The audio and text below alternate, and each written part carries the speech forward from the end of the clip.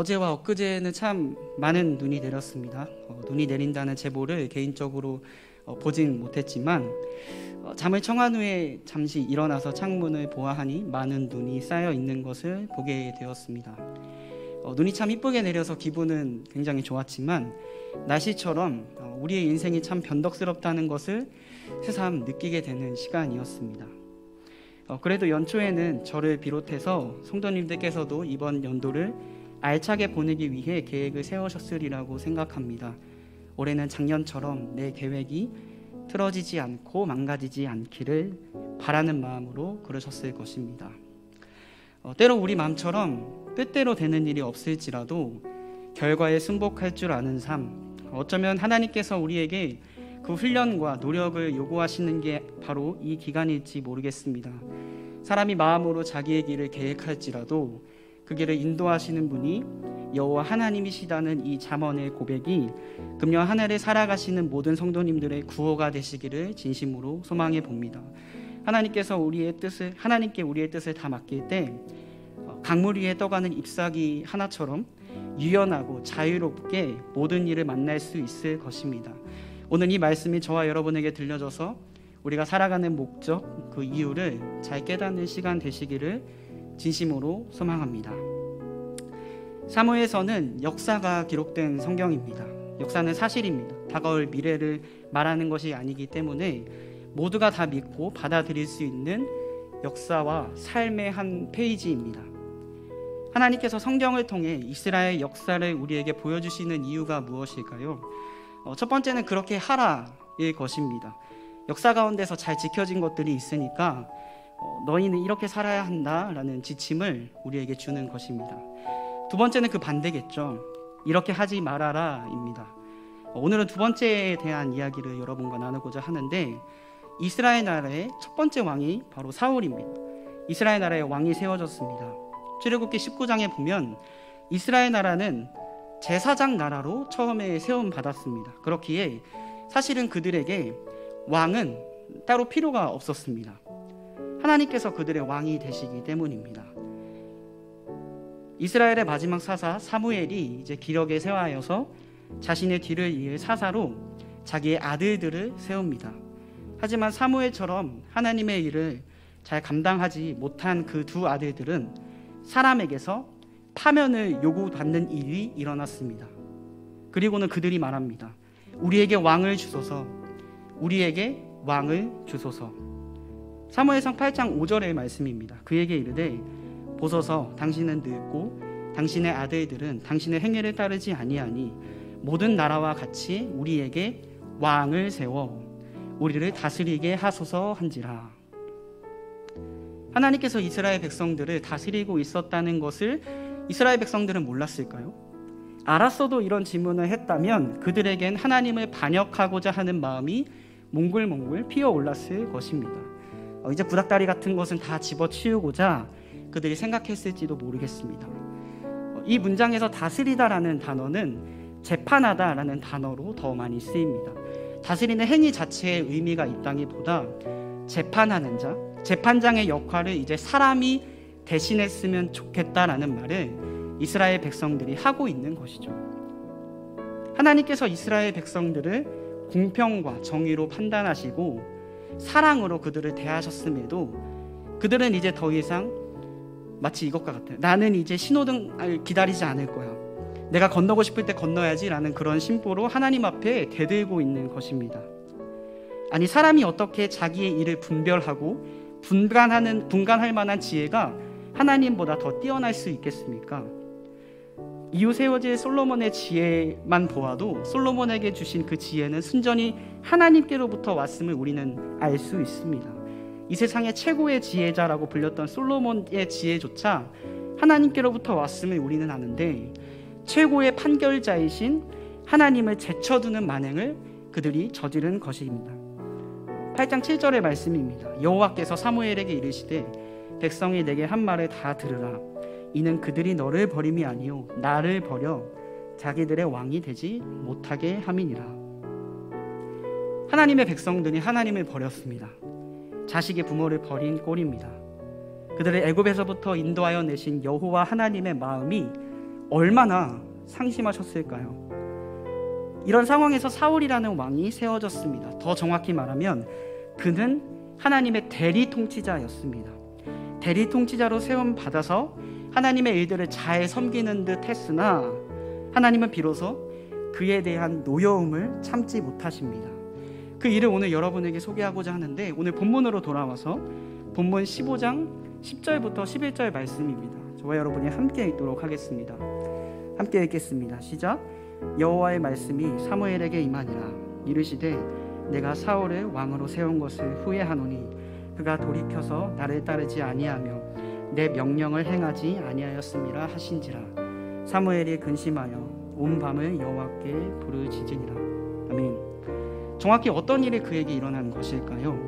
무슨 일 때문에 하나님께서 그를 세우신 것을 후회하신다고 말씀하셨을까요? 대표적으로 두 가지 일을 여러분에게 소개하고자 합니다. 먼저 사울은 하나님의 말씀을 가치 있게 여기지 않았습니다. 본문 앞전의 말씀을 한번 자세히 살펴보기를 원합니다. 15장 1절부터 3절까지를 제가 봉독하겠습니다. 사무엘이 사울에게 이르되 여호와께서 나를 보내어 왕에게 기름을 부어 그의 백성 이스라엘 위에 왕으로 삼으셨은즉 이제 왕은 여호와의 말씀을 들으소서. 만군의 여호와께서 이같이 말씀하시기를 아말렉이 이스라엘에게 행한 일 곧 애굽에서 나올 때에 길에서 대적한 일로 내가 그들을 벌하노니 지금 가서 아말렉을 쳐서 그들의 모든 소유를 남기지 말고 진멸하되 남녀와 소아와 젖먹는 아이와 우양과 낙타와 나귀를 죽이라 하셨나이다 하니. 아멘. 하나님의 대리 통치자인 사울, 이 사울이 하나님의 명령을 들었습니다. 어떤 명령이었나요? 일전에 아말렉이라는 나라가 이스라엘에게 행한 일을 벌하기 위해서 그를 쓰시겠다고 말씀하신 것입니다. 이 하나님의 명령엔 단 한 가지의 조건이 있었습니다. 바로 아말렉에게 있는 모든 소유를 남기지 말고 진멸하라는 것입니다. 나쁜 것들, 심지어 좋은 것들까지 남자, 여자, 미취학 아동, 심지어 젖먹는 아이까지 다 죽이고 소와 양, 낙타, 나귀 등등 가축들이 생산해서 다시 번성할 만한 그 모든 씨를 말려버리라는 명령입니다. 하지만 사울은 이 명령을 지키지 않죠. 7절부터 9절까지의 말씀입니다. 사울이 하윌라에서부터 애굽 앞 술에 이르기까지 아말렉 사람을 치고 아말렉 사람의 왕 아각을 사로잡고 칼날로 그의 모든 백성을 진멸하였으되 사울과 백성이 아각과 그의 양과 소의 가장 좋은 것 또는 기름진 것과 어린 양과 모든 좋은 것을 남기고 진멸하기를 즐겨 아니하고 같이 엮고 하찮은 것은 진멸하니라. 아멘. 사울이 하나님이 사악하다고 느껴졌을까요? 아니 어떻게 남자와 여자는 다 그렇다 치고 미취학 아동이나 젖먹는 아이를 어떻게 죽이라고 말씀하시는 거지? 이런 고민을 했을까요? 아닙니다. 전혀 그렇지 않습니다. 오히려 사람은 다 죽이고 좋아 보이는 가축만 남겼습니다. 왜 가축을 남겼을까요? 9절의 표현대로 사울에게 가치 있는 것은 하나님의 말씀이 아니었기 때문입니다. 그는 이미 자신이 이스라엘의 왕이기 때문에 판단의 여지가 있었다고 생각했습니다. 하나님 말씀은 단 하나, A만 말씀하시는데 사울이 생각했습니다. 여기 A군과 B군이 있는데 하나님의 말씀을 차선으로 두고 나는 B군을 선택할 거야 라는 꼴이 된 것입니다. 나는 대리통치자가 아니야. 제사장도 아니야.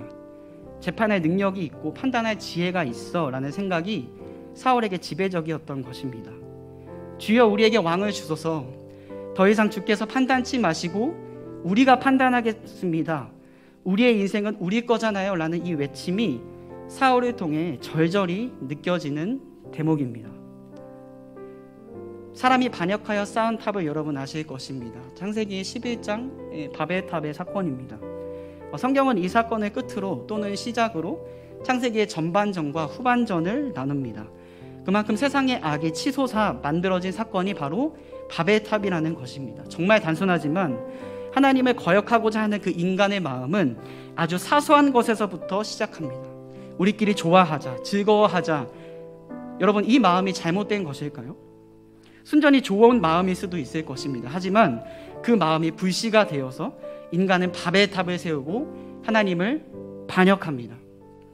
이처럼 사람은 사소한 것에서부터 하나님의 말씀을 듣느냐 듣지 않느냐에서 그의 가치관이 판가름 나게 됩니다. 하나님을 가치 있게 여기느냐 아니면 우리의 이름을 내는 일을 가치 있게 여기느냐의 싸움은 우리의 선택에 따라 늘 갈라지는 것입니다. 사울도 마찬가지였습니다. 자기의 판단이 하나님께서 하시는 판단보다 더 좋아 보였습니다.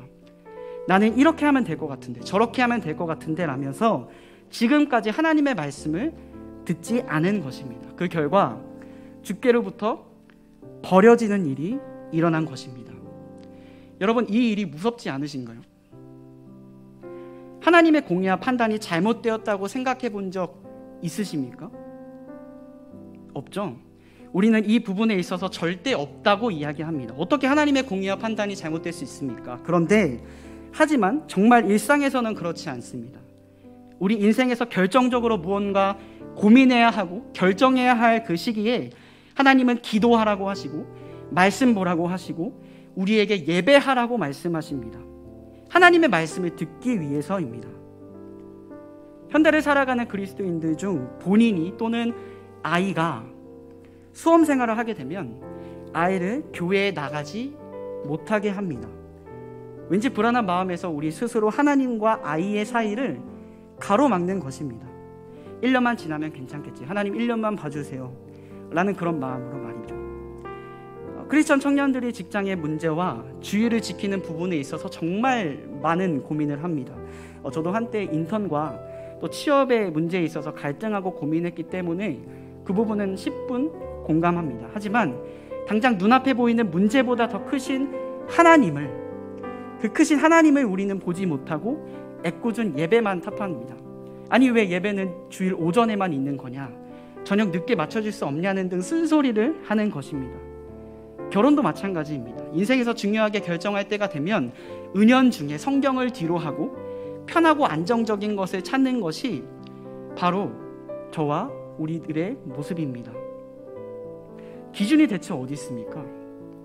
우리의 기준은 대체 어디 있는 것입니까? 우리는 무엇을 가지고 어떤 것을 가지고 선택하는 것입니까? 결혼, 자녀, 경제적인 문제 그 외에 아직 겪지 못한 수많은 문제의 답을 알고 계시는 하나님께 온전한 가치를 두어야 하는 것이 정말 제대로 가는 것 아닌가요? 그리스도인은 그리스도인답게 하나님의 말씀이 말하는 것에 따라 선택하고 고민해야 합니다. 성경이 안식일을 거룩하게 지키라고 말씀하시면 거룩하게 지켜야 합니다. 성경이 간음하지 말라고 하면 간음하지 말아야 합니다. 성경이 우상을 만들지 말라고 하면 만들지 말아야 하는 것이죠. 심지어 성경이 원수를 사랑하라고 말하면 사랑해야 하는 것입니다. 여기에 이유가 있습니까? 이유가 없죠. 토를 달면 안 됩니다. 왜냐고요? 그 왜라는 답변이 존재하지 않습니다. 하나님은 모든 것을 아시고 모든 것을 만드신 분이시기 때문에 그렇습니다. 우리는 그것을 믿고 달려가는 것뿐이죠. 정말 사소한 것 같이 우리는 우리의 우상을 만들고 금송아지를 만들어서 하나님과 주어진 일 앞에서 마치 재판장처럼 저울질합니다. 재판장이 된 것처럼 정의와 공평이 어디 있느냐고, 내 마음에 들지 않으면 그것이 정의가 아닌 양 떠들어대는 우리들의 모습이 바로 우리의 모습이라는 말입니다. 사랑하는 여러분, 때로 우리의 뜻대로 되지 않는 것이 참으로 감사입니다. 왜냐하면 정말 굳이 비교하자면 우리는 하나님보다 지혜가 부족하기 때문입니다. 우리는 하나님보다 판단력이 흐리기 때문입니다. 진짜 지혜자이시고 진짜 정의로우신 분이 여러분 누구십니까? 바로 하나님이십니다. 하나님께서 지금 우리 앞에 계십니다. 여러분, 이 은혜를 여러분의 삶을 통해서 마음껏 누리시기를 진심으로 소망합니다. 말씀이 우리의 삶의 가장 큰 가치요, 기준이 되어야 합니다. 사울이 넘어진 이유를 여러분 잘 보시길 바랍니다. 그는 생각했습니다. 계산했습니다. 마치 내일도 살 것처럼 그 뒤에 있는 일을 생각했습니다. 어쩌면 좋은 뜻이었을지도 모르겠습니다. 이 양과 소로 우리 군사들을 배불리 먹여야지. 하지만 아무리 인간 편에서 좋은 뜻이라고 하더라도 하나님께서 아니라고 하시면 아닌 것입니다.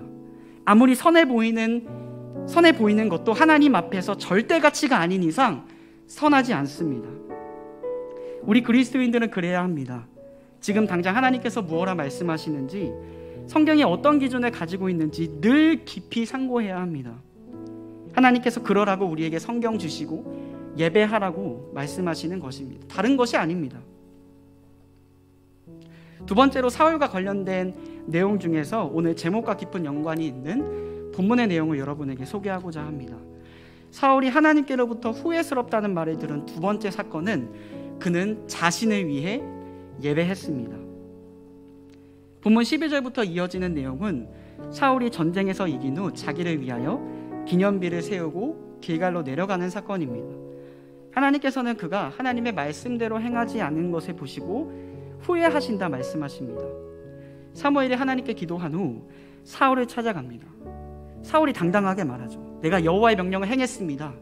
13절입니다. 사무엘이 사울에게 이른즉 사울이 그에게 이르되 원하건대 당신은 여호와께 복을 받으소서. 내가 여호와의 명령을 행하였나이다. 그러나 사무엘이 말합니다. 사무엘이 이르되 그러면 내 귀에 들려오는 이 양의 소리와 내게 들리는 소의 소리는 어찌 됨이니까? 사울의 변명이 더욱 특이합니다. 15절입니다. 사무엘이 이르되 그것은 무리가 아말렉 사람에게서 끌어온 것인데 백성이 당신의 하나님 여호와께 제사하려 하여 양들과 소들 중에서 가장 좋은 것을 남김이요 그 외의 것은 우리가 진멸하였느니라 하든지라. 아멘. 사울이 뭐라고 이야기하나요? 당신의 백성이 당신의 하나님 여호와께 제사하게 하려 한다 라는 이 말을 사사 사무엘에게 무심껏 던집니다. 우리는 이 문장에서 사울의 마음을 들여다볼 수 있습니다. 먼저 사울은 하나님을 자신의 하나님이라고 고백하지 않습니다. 자세히 보시기 바랍니다. 그는 당신의 하나님 여호와라고 말합니다. 어떤 의미로 사울의 말을 받아들여야 할까요? 일반적으로 사울이 비아냥대는 말투로 그에게 말을 했다거나 아니면 정말 아무것도 모르는 까막눈처럼 아무 생각 없이 그렇게 말했을지도 모르겠습니다. 하지만 성경은 인칭수, 그러니까 나와 너를 헷갈릴 이유가 없습니다. 단어 자체가 다르거든요. 이는 사울의 심리를 알 수 있는 대목입니다. 사울은 하나님을 나의 하나님이라고 고백하지 않습니다. 이스라엘 나라의 재판권과 결정권이 이미 자신에게로 넘어간 것처럼 그는 생각했기 때문입니다. 당신의 하나님이라고 이야기하는 뉘앙스와 나의 하나님이라고 이야기하는 이 뉘앙스의 차이를 여러분 느껴보시기 바랍니다. 이것 때문에 여러분 정리가 되는 게 뭐냐면 우리가 이따가 볼 본문의 마지막에서 사울이 하나님을 버렸기 때문에 하나님이 사울을 버린 것이 맞는 표현이라는 사실을 우리가 정리할 수 있게 됩니다. 여러분, 하나님이 없다고 생각되는 때를 잘 생각해 보시길 바랍니다. 그때는 내가 주를 찾지 않은 때임을 발견하게 됩니다. 나와 너의 차이는 엄청납니다. 현재 여러 어려운 시대 속에서도 벌어지고 있는 놀라운 하나님의 역사가 있습니다. 지금도 말이죠. 하나님이 이 하나님의 역사 가운데 우리는 관망하는 자세로 있는지 아니면 참여하고 있는 자세로 있는지가 굉장히 중요합니다. 하나님의 동력자로서 감당하는 사역에 있어서도 마찬가지죠. 하나님을 나의 아버지라고 고백하는 사람들의 특징은 주 앞에 엎드려서 기도합니다. 하나님의 말씀을 사랑하고 주의 일에 헌신하게 됩니다. 반면 하나님은 나랑 관련 없고 너의 하나님이다 라고 말하는 사람들의 특징은 매사에 뒷전이죠. 누군가 하겠지라는 생각이 그에게 있기 때문입니다. 한 달란트 받은 사람은 비교하기 바빴지 자신의 어떠한 역할을 부여받은 사람이라고 생각하지 못했습니다. 그의 한 달란트로 많은 사람들을 먹이고 양육할 수 있었음에도 그는 주인에게서 마치 동떨어진 사람인 양 주인의 마음을 헤아리지 못하고 꽁꽁 숨어버립니다. 이것이 바로 사울의 심리입니다. 또 하나 살펴볼 것은 당신의 하나님 여호와라고 했을 때의 그 상황을 여러분 보시기 바랍니다. 사울은 자신의 한 일에 대해서 모면하기 위해 사사 사무엘을 만나 하나님과 그에게 드리는 예배를 팔아넘깁니다. 백성이 당신의 하나님 여호와께 제사하도록 내가 돕겠다. 그러니 이것이 얼마나 감사한 일인가 라고 말이죠. 예배를 이용해서 정치적인 색깔을 들이밉니다. 이스라엘 역사상 최초의 인물이 저지른 최초의 정치적 만행입니다. 이는 잘못된 판단입니다. 하나님의 명령을 어그러뜨렸기 때문입니다. 아무리 우리 인간 선에서 좋아 보여도 하나님께서 하지 말라고 하시는 일을 했기 때문에 이것은 잘못된 판단이었습니다. 마치 이것과 같습니다. 가령 집에서 어머니께 얘야 가서 계란 한 판이랑 파 한 단이랑 양파 한 단 사와라 라고 하시면서 2만 원을 지어주셨습니다. 그 돈을 받은 아들은 막상 마트에 가니까 돈도 부족할 것 같고 자기는 양파를 싫어해서 양파보다 배추 한 통을 사갔습니다. 그리고는 어머니께서 좋아하시겠지, 내가 좋아하는 건 어머니가 다 좋아하시니까 말이야 하는 마음으로 집으로 향하죠. 이를 본 어머니가 매우 황당해서 야 얼른 바꿔와, 지금 찌개 끓이려고 하는 중인데 양파가 없으면 어떻게 끓이라는 거냐 라고 소리를 지르는 격이 되겠습니다. 하나님의 마음을 어떻게 다 헤아릴 수 있을까요? 보통 이런 마음을 갖게 되면 우리가 계산하고 머릿속에서 뭘 자꾸 굴릴 때입니다. 하나님의 의도가 무엇일까? 하나님께서 왜 이런 상황을 주셨을까? 하나님께서 왜 코로나와 같은 우리 시대의 상황을 주셨을까? 이것을 깊이 상고하는 것도 물론 중요하지만 우리 담임 목사님의 표현을 좀 빌리자면 하나님은 단순하십니다. 명령이 여러분 단순할 때가 굉장히 많거든요. 무리를 거르라고 하시는 상황이 되면 걸어야 합니다. 무리들이 배고파 보이니 떡이 있나 찾아보라고 말씀하시면 찾아보아야 합니다. 아까도 말씀하셨듯이 주의를 지키라고 하면 지키는 거고, 도둑질하지 말라고 하시면 하지 말아야 하는 것입니다. 그런데 왜 우리가 하나님의 뜻을 어렵게 느끼게 되나요? 이유는 단순합니다. 우리가 계산해서 그렇습니다. 언젠가 제가 존경하는 분에게 이런 이야기를 들은 적이 있습니다. 하나님과의 관계에 있어서 우리는 계약서를 들이밀어서는 안 된다고, 우리는 날마다 백지를 들고 하나님을 배워야 한다고 말이죠. 그렇습니다. 우리는 우리의 계산으로는 이 세상의 논리가 절대 맞지 않습니다. 여러분, 우리가 계속해서 여호수아의 말씀을 묵상하고 있지 않습니까? 여리고성을 무너뜨리는데 성을 빙빙 돌고 소리 지르면 무너진다뇨. 말이 안 되는 일입니다. 그러나 신앙이란 말이 안 되는 일에서부터 시작되는 것입니다. 그 일을 믿음으로 실천하느냐 실천하지 않느냐에 따라서 하나님을 경험하고 경험하지 않고가 갈리는 것이죠. 한편 이 말을 전해들은 사울은 21절에서 다시 한번 당신의 백성, 당신의 하나님이라고 말하며 예배를 자꾸 건드립니다. 하나님께 예배 드리려고 소랑 양 남겨놨다는 것이죠. 사실 사울은 일전에 사사 사무엘을 기다리지 않고 본인이 직접 예배를 집행한 전과가 있습니다. 자꾸 예배를 핑계대고 두둔하고 싸고 도는 이 사울에게 사사 사무엘은 이 말씀을 전합니다. 오늘 마지막 본문인데요, 22절부터 23절까지를 여러분 함께 읽도록 하겠습니다. 함께 읽겠습니다. 시작. 사무엘이 이르되 여호와께서 번제와 다른 제사를 그의 목소리를 청종하는 것을 좋아하심같이 좋아하겠나이까? 순종이 제사보다 낫고 듣는 것이 순종의 기름보다 나으니 이는 거역하는 것은 점치는 죄와 같고 완고한 것은 사신 우상에게 절하는 죄와 같음이라. 왕이 여호와의 말씀을 버렸으므로 여호와께서도 왕을 버려 왕이 되지 못하게 하셨나이다 하니. 아멘. 사울이 하나님께 예배하는 취지가 어떤 것이었나요? 그는 하나님을 사랑하여서 예배하려 했고 또 예배한 것이 아닙니다. 앞에서부터 말씀드린 이스라엘 왕의 세워짐과 또 사울의 두 가지 사건, 즉 하나님의 말씀을 가치 있게 여기지 않았던 일들을 보노라면 그는 정치를 위해 예배를 이용한 것입니다. 사람을 모으려 하나님을 두둔했습니다. 오늘 우리는 왜 예배하나요? 우리의 신성교회는 하나님을 진정으로 사랑하는 마음에서 예배하는 줄 믿습니다. 혹자는 예배 드리지 않으면 찜찜해서 드리고, 복을 빌어주기 위해서 예배하고, 불교에서 공을 드리는 것처럼 똑같이 예배해서는 안 되는 것이겠죠. 다시 한번 말씀드리고 싶습니다. 오늘 우리는 왜 예배하나요? 어려운 시기에서 왜 꾸역꾸역 예배를 드리고 준비하고 계획하고 있냐는 말입니다. 왜일까요? 우리의 체면을 차리는 것입니까? 아니요, 절대로 그래서는 안 됩니다. 하나님이 여전히 살아계시기에 그분의 말씀을 바로 듣기 위해 오늘도, 그리고 새벽에도, 앞으로도 우리는 예배해야 하는 것입니다. 이사야서 43장 21절의 말씀은 이렇게 고백하고 있습니다. 우리의 정체성을 이야기하고 있습니다. 이 백성은 내가 나를 위하여 지었나니 나를 찬송하게 하려는 것이라. 아멘. 구약의 제사들은 여러분 왜 드렸나요? 죄로 인해 멀어졌던 하나님과의 관계를 회복하기 위해서 드리지 않았습니까?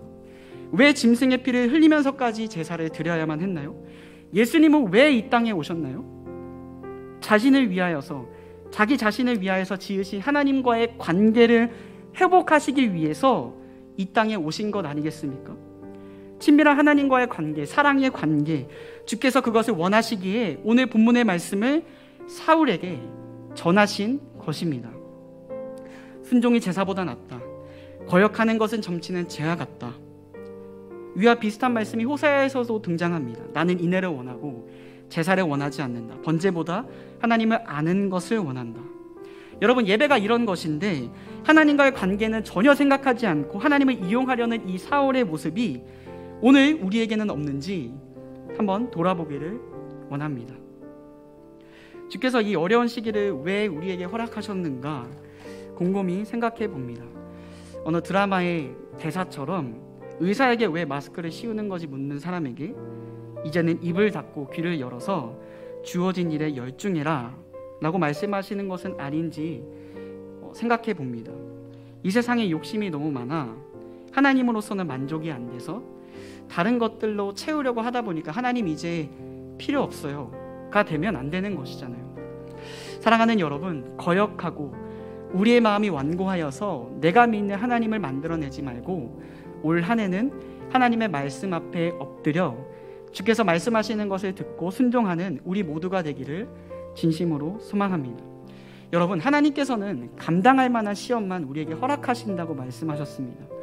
올 한 해 제가 참 많은 생각과 도전을 준 말씀이 바로 이 말씀입니다.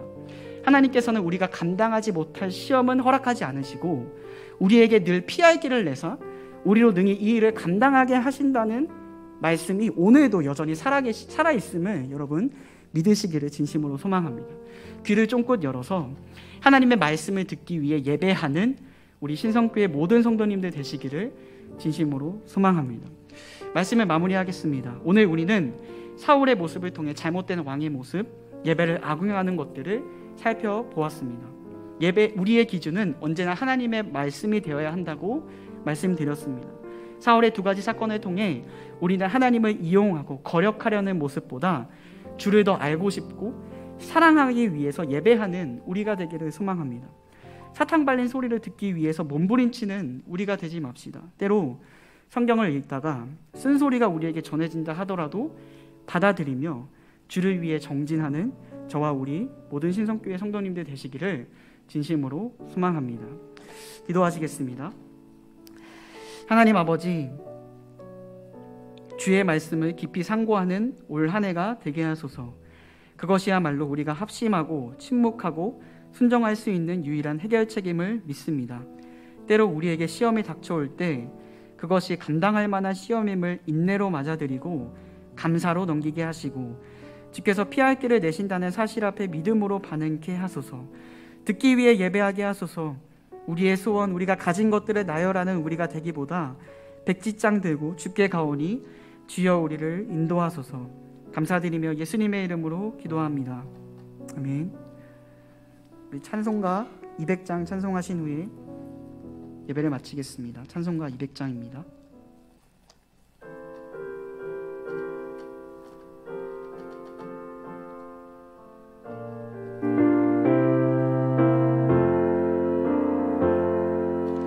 달고 묘한 그 말씀, 생명의 말씀은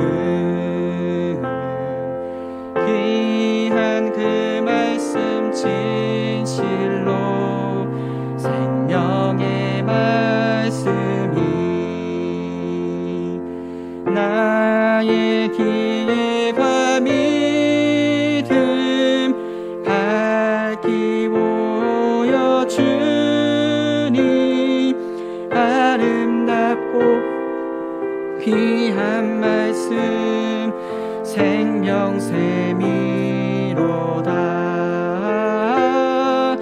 아름답고 귀한 말씀 생명샘이로다.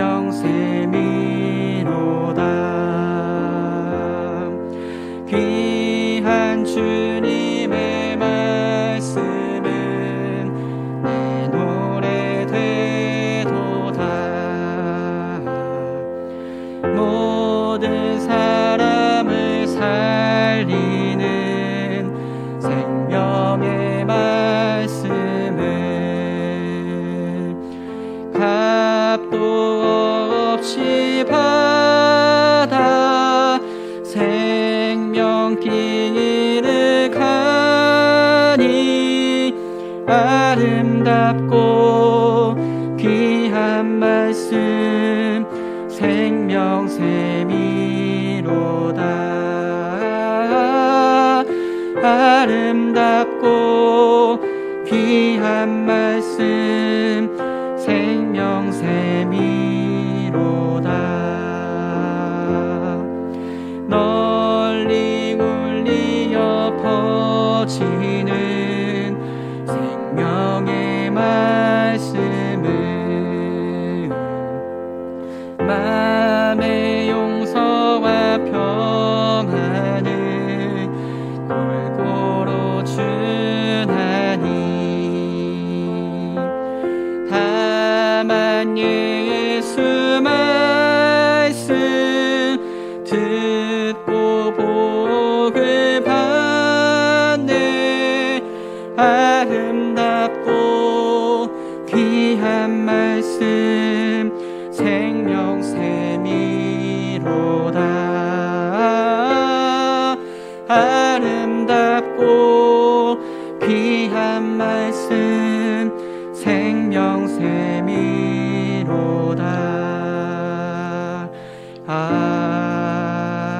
아멘. 여러분 특별 새벽 기도회가 계속 진행되고 있습니다. 적극적으로 참여해 주셔서 하나님의 은혜 가운데 머무시는 저와 우리 신성교회 모든 성도님들 되시기를 바랍니다. 주께서 가르쳐 주신 기도로 예배를 마치겠습니다. 하늘에 계신 우리 아버지, 아버지의 이름을 거룩하게 하시며 아버지의 나라가 오게 하시며 아버지의 뜻이 하늘에서와 같이 땅에서도 이루어지게 하소서.